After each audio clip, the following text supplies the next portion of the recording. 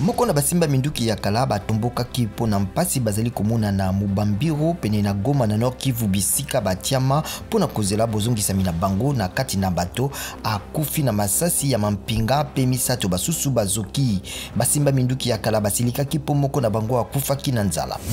Moto akangami kipo na Moto bozikisi parlement na Afrique du Sud akobanda akosamba lobi mokolo mwami bale elobi mokonzi ya police.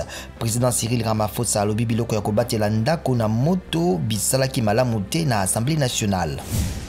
Ministre wa Yambo ya civile na Sudan Abdallah Hamdok atiki mosala sima na basoda koboma lisusu na masasi boko na bato bazalaki kotelemela bokonzi ya mampinga. Sika basoda babotolaki bokonzi na boko isami ya Omar El Béchir batikali bango moko na mbula matari. Ministre ya bobateli ekolo na États-Unis Lloyd Austin azwami na COVID-19 pe amoni bilembo bya makasi te. Amikotisi na ndako pona mikolo mitano pe alobi mbala ya suka azalaki na président Biden ezalaki le 21 décembre koleka mposo moko Yambo amonisa bilembo.